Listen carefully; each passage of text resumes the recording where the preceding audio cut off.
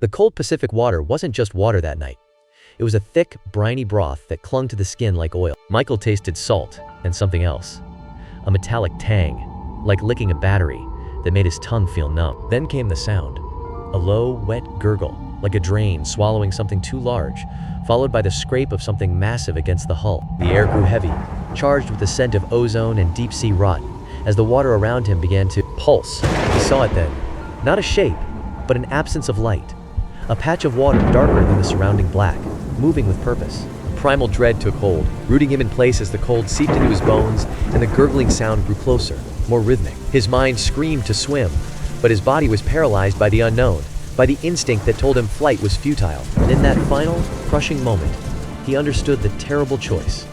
Be consumed by the sea, or willingly enter the dark. The man's wide, terrified eyes caught the moonlight, shimmering with primal dread. Blood swirled in the dark water, a coppery tang hanging thick in the damp air. Then, a grainy photograph materialized. A leg grotesquely maimed, flesh torn, and bone exposed. Narrator. This is not a story about escaping death. This is the story of a man who had to bargain with it. His name was Jake Mitchell, and the California coast was his sanctuary. Here, the salt spray and laughter were as constant as the tide, and every dawn brought the promise of perfect waves. But the Pacific holds more than just beauty in its deep blue heart. And on that ordinary morning, the ocean's ancient, hidden world would finally make itself known to Jake. From the coastal town of Santa Cruz, California, he wasn't just a marine biologist. The ocean was his life's work, a domain he knew intimately. He understood its beautiful, rhythmic tides and its profound, hidden dangers. It was a world of cold pressure and the sharp, metallic scent of deep water. Better than anyone, he possessed the picture-perfect life. A loving wife, his daughter Lily, and the Pacific Ocean as his backyard. On the evening of October 12th, drawn by the fading light, Jake decided on a solo, twilight surf. The lake's surface was a mirror, unnaturally still. He promised Anna he'd return before nightfall. A faint, metallic scent of ozone began to taint the air. The footage now deepens into the first true shadows of dusk. The sky bled orange and purple as the camera gazed across the darkening, empty water. But the ocean keeps its own time, and in that liminal space between day and night, as shadows stretch and reality shifts, predators begin their hunt. The only sound was Jake's paddle dipping into the gentle waves, each stroke echoing in the heavy, salt damp air. Then came the first ripple that didn't match his rhythm. A slow, deliberate disturbance moving against the current. Then, a violent splash shattered the stillness. The camera jerked violently, plunging into murky chaos. Narrator. It wasn't a bump, it was a freight train. 16 feet of primal force hit him from below. The surfboard splintered into 1,000 fragments. For Jake, time didn't slow down. It detonated. A deep, guttural roar tore through the water, mingled with the sickening rip of neoprene and flesh. The great white had him. Its jaws, of vice, lined with serrated blades the size of chef's knives, clamped onto his right leg from the thigh down. The pressure was unthinkable. Bones splintering in the murk. Yet through the agony, Jake's training surfaced. Do not fight. A shark's bite is a probe.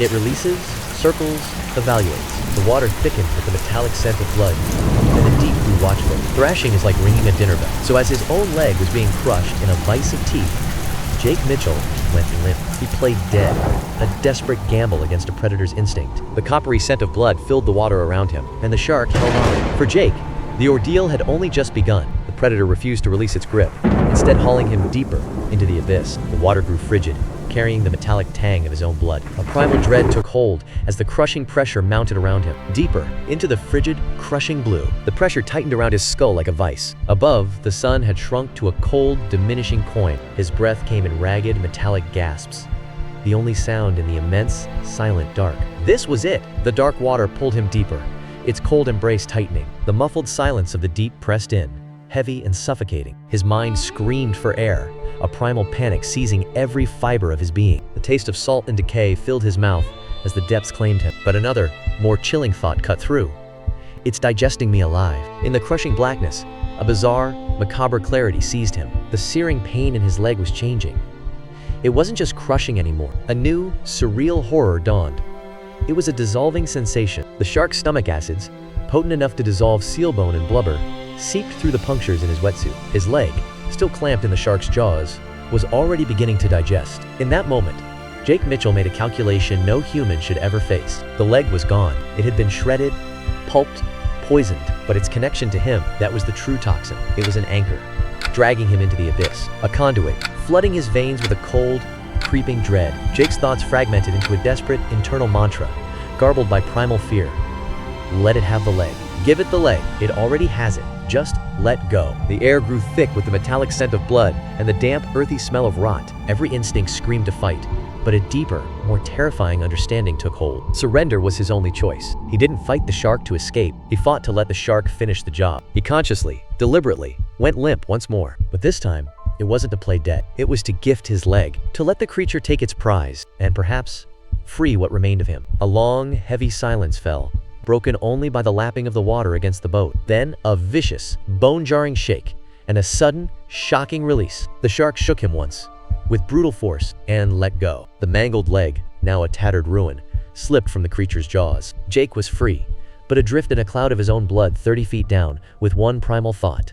Up. He began a desperate, slow-motion ascent toward the faint surface light, a thick crimson trail unfurling behind him like a macabre banner. The cold water pressed in, thick with the metallic scent of iron and the distant, muffled sounds of his own struggle. He doesn't remember the swim. The mind, in its terror, can sometimes erase what the body endures. He remembered the burning, not from the salt water, but from the acid still gnawing at his wounds. He remembered breaking the surface, gulping air that seared his lungs like smoke. The shore lay a mile away, an impossible expanse of churning, ink-black water. Then a stark cut to a hospital room. Jake, pale and swathed in bandages, the sterile smell of antiseptic thick in the air. Jake survived, but his body was forever changed. He paddled with his arms, screaming into the void, until a miracle appeared, a distant fishing boat. Surgeons amputated what the shark had left behind, a brutal, physical recovery. Now, on the cliff, the salt air stings his scars, and the ocean's roar is a constant, warm reminder. But the psychological scar was of a different nature. How do you live with the knowledge that you allowed yourself to be digested? That your survival hinged on submitting to becoming food? He didn't just lose a leg.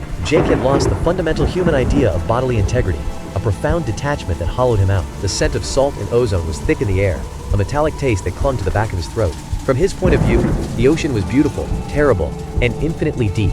A cold, silent maw that seemed to whisper his name. Jake went back in the water. He said he had to. He never surfs at dusk anymore. Now when he's alone in the waves, a ghostly, burning sensation flares at a limb that's no longer there. It's not the phantom pain of severed nerves, but the eerie, cellular memory of dissolution. A permanent reminder of the day he bargained with the abyss.